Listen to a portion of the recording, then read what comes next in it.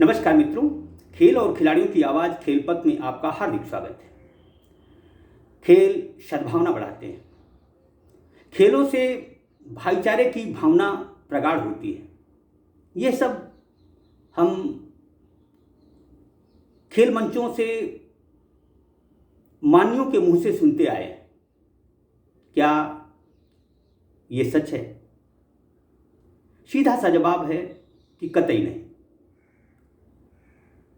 हो भी कैसे सकता है? जिन खेल मंचों से खिलाड़ियों को शाबाशी मिलनी चाहिए, उनकी पीठ थपथपाई जानी चाहिए, उन्हें उन मंचों पर मारा जाता है, पीटा जाता है और हमारा भारतीय लोकतंत्र और खेल तंत्र लाचार रहता है। केंद्रीय खेल मंत्री राज्यों के खेल मंत्रियों, खेल संघ पदाधिकारियों को उससे कोई वास्ता नहीं होता है। क्या ये सच है? क्या ऐसा होना चाहिए? क्या खिलाड़ियों को मारने पीटने से व्यवस्थाएं सही हो सकती हैं? इनका जवाब किसी के पास नहीं है, क्योंकि भारतीय लोकतंत्र और भारतीय खेल तंत्र दोनों गलत हाथों में। गलत हाथों में इसलिए कि हम अपराधियों को चुनकर न केवल लोकतंत्र को मजबूत करने की जवाबदेही देते हैं, बल्कि खेल सुव्यवस्थित तरीके से हों इसके लिए मंत्रियों, सांसदों, नौकरशाहों को खेल संगठनों का पदाधिकारी बनाते हैं।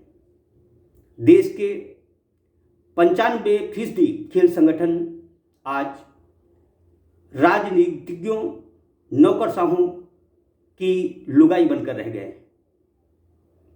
हमारे देश के प्रधानमंत्री भारतीय मजबूत लोकतंत्र की प्रायः दुहाई देते हैं, लेकिन लखीमपुर खीरी कांड और हाल ही एक सांसद द्वारा रांची में मंच पर खिलाड़ी को थप्पड़ मारा गया, लेकिन हर कोई चुप है, जैसे कुछ हुआ ही नहीं। दरअसल इस खिलाड़ी का गुनाह सिर्फ यह था कि इसे पहलवानों की जांच समिति ने अधिक उम्र का पाया था। सवाल यह है कि क्या इस खिलाड़ी का इतना बड़ा गुनाह था कि उसे एक सांसद, भारतीय कुश्ती महासंघ के अध्यक्ष को उस पर तमाचा जड़ देना चाहिए? क्या हमारे खेल संघ पदाधिकारी ये बता सकते हैं कि देश में जूनियर स्तर पर सीनियर खिलाड़ी नहीं खेलते? दरअसल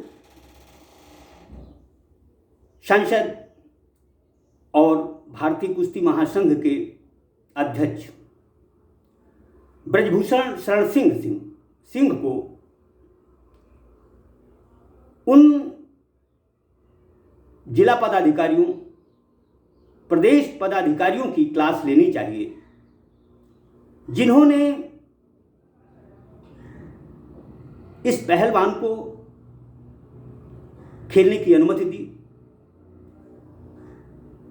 यह पहला और आखिरी मामला नहीं है।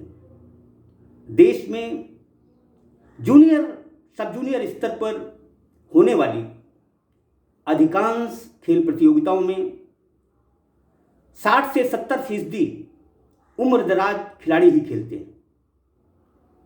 क्या इनके खिलाफ कोई कार्रवाई आज तक हुई है? दरअसल भारतीय लोकतंत्र और भारतीय ओलंपिक संघ दोनों को स्वयं का विवेचन करना चाहिए। किसी माननीय का किसी खिलाड़ी पर हाथ उठाना कतई वाजिब नहीं कहा जा सकता। माना कि सांसद बाहुबली हैं, वह लंबे समय से भारतीय कुश्ती महासंघ में काबिज हैं। उनके इशारे पर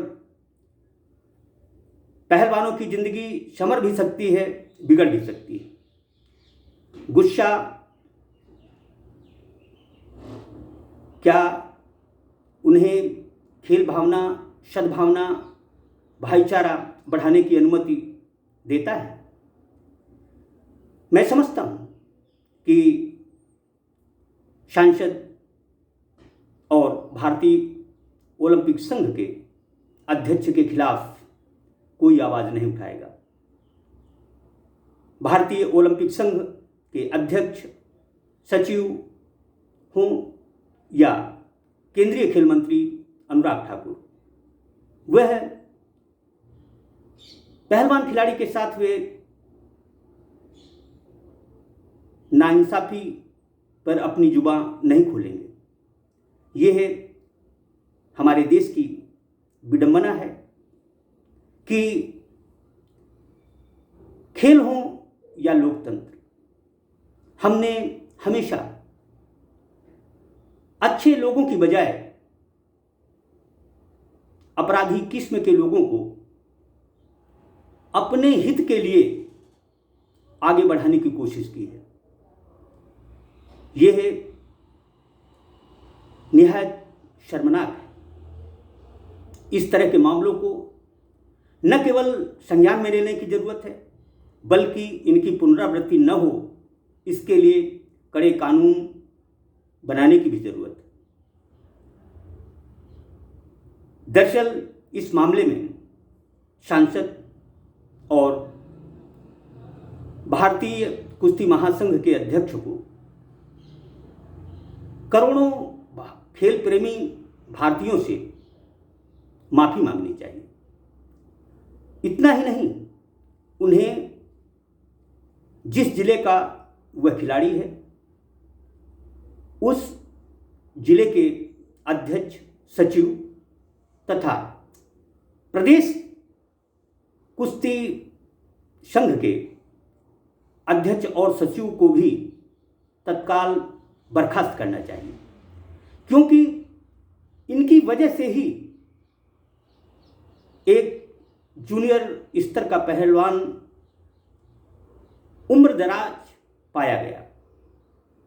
दरअसल यह हमारे खेलों के पिछड़ेपन का भी सबसे बड़ा कारण है कि जूनियर स्तर पर सीनियर खिलाड़ी खेलते हैं। जब सीनियर या राष्ट्रीय अंतर्राष्ट्रीय प्रदर्शन की बात आती है तो देश प्रदेश लजाता है। दरअसल नैतिकता किसी पाठशाला में किसी के कहने से नहीं सीखी जा सकती। यह स्वविवेचन का सवाल है। हमें हमारे माननीयों को अपना विवेचन करना चाहिए, अपना मूल्यांकन करना चाहिए तथा अपने गुस्से पर भी काबू पाना सीखना चाहिए, क्योंकि गुनाह कितना भी बड़ा हो, लेकिन किसी माननीय का किसी पर हाथ उठाना कतई सही नहीं कहा जा सकता। जय हिंद, जय भारत।